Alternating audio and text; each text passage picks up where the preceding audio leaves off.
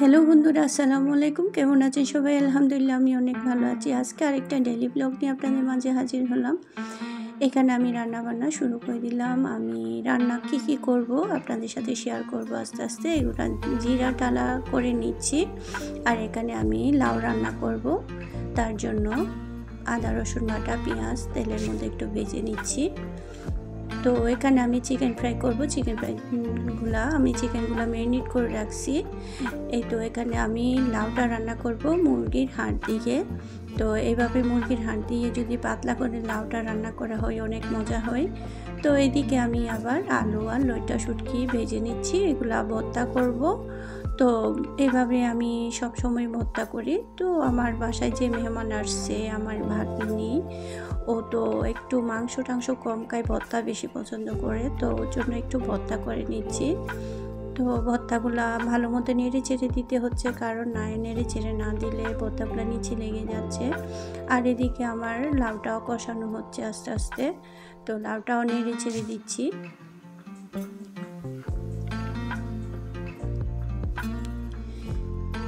তো লাউটা নেড়ে চেড়ে পাতিলটা একটু কাত হয়ে গেছে, ঠিক করে দিলাম। তো এই ফাঁকে আমি ধনে পাতাগুলো একটু কেটে নিচ্ছি। তো এটা আসলে আমার কয়েকদিন হয়েছে, 4-5 দিন হয়েছে ভিডিওটা আমার দেওয়া হয়নি। আজকে আমি মেক করতেছি এই ভিডিওটা অনেক দিন পর।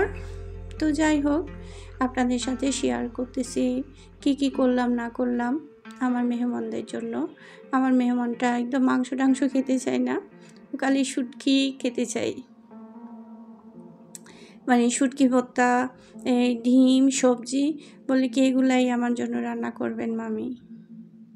তো যাই হোক, আমি ওর পছন্দ মতো সব কিছু খাওয়ার চেষ্টা করলাম। এখানে আমি লাউতে কাঁচামরিচ দিয়ে দিচ্ছি এখন। তো কাঁচামরিচ দিয়ে আমি আবার একটু নেড়ে ছেড়ে ভালো মতো দিতে হবে লাউটা, কারণ আমি লাউ রান্না করার সময় বেশি লাল মরিচের গুঁড়া দিই না, একটু হলুদ টাইপের রাখি। তো ভালো মতো নেড়ে চেড়ে আমি লাউগুলা দিচ্ছি, কারণ লাউগুলা এখনও কষানো ভালো মতো হয় নাই। তো কাঁচামরিচ দিয়ে অনেকে রান্না করে শুধু লাউ, তবে একদম সাদা সাদা বেশি ভালো লাগে না আমার কাছে। তো আমি আমার মতোই করে রান্না করতেছি। রান্নাটা আপনারা দেখবেন কিভাবে হয়েছে, অনেক মজা হয়েছে। তো আমার মতো যারাই রান্না করেন তারাই বুঝে, আর যারা করেন না, যাদের ভালো লাগছে আমার রেসিপিটা, অবশ্যই তারা ট্রাই করতে পারেন। তো এখানে আমি এই শুটকিগুলা ভালো মতো নেড়ে ছেড়ে আমার শুটকিটা প্রায় হয়ে গেছে। এখন আমি নিয়ে ফেলবো শুটকিগুলা বাটিতে। তো এগুলা ভর্তার জন্য আমি রেডি করে রাখতেছি।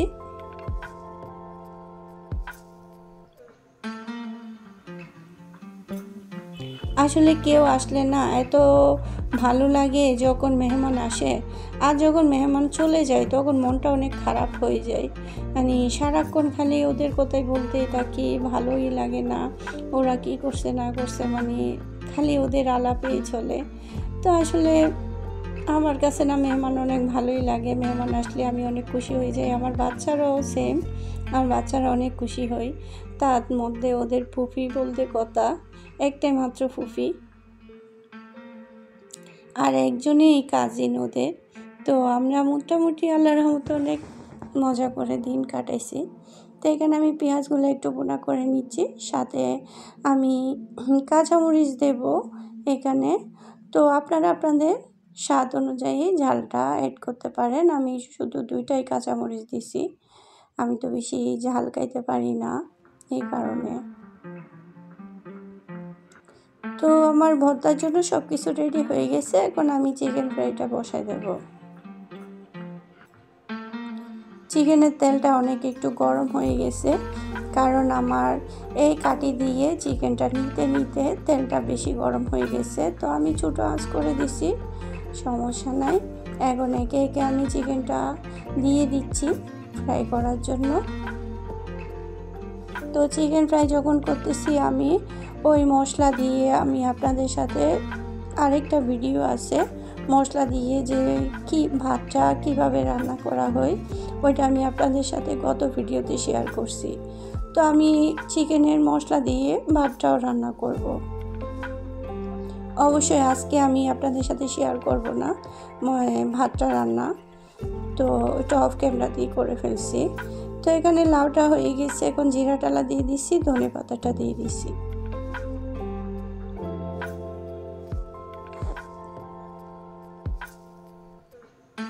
তো আজকে ভয়েস দিতে আসলে আমার একদমই ভালোই লাগতেছে না, মাথা ব্যথা করতেছে ভীষণ। তারপরেও কষ্ট করে ভয়েসটা দিচ্ছি। কোনো ভুল ত্রুটি হয়ে থাকলে আপনারা ক্ষমা দৃষ্টিতে দেখবেন। আর এতক্ষণ যারা আমার ভিডিওটা দেখতেছেন তারা অবশ্যই একটা লাইক দিয়ে দিবেন। আমার লাইকটা একদমই কম হয়, আপনাদের একটা লাইকে আমার ভিডিওটা অনেক দূর এগিয়ে যেতে পারবে। আর আপনাদের একটা সুন্দর কমেন্টে আমার ভিডিওটা অনেক দূর এগিয়ে যেতে পারবে। আপনাদের সুন্দর সুন্দর কমেন্ট দেখে আমার আরও নতুন ভিডিও করার জন্য উৎসাহ বেড়ে যায়। তো প্লিজ সবাই একটা লাইক, একটা সুন্দর কমেন্ট অবশ্যই করবেন। আর যারা নতুন সাবস্ক্রাইবার তারা অবশ্যই কমিউনিটিতে একটা লেটার দেবেন, যাতে আমি আপনাদের পরিবারে পরবর্তী সময় মতো চলে যেতে পারি।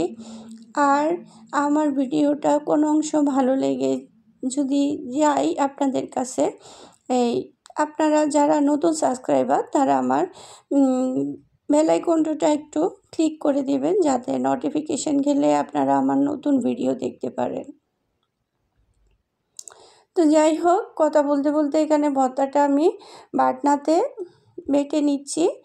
তো আপু বলতেছে তোমার বাটনাটা অনেক সুন্দর, এটাতে তো ভালোই ভর্তা করা যায়।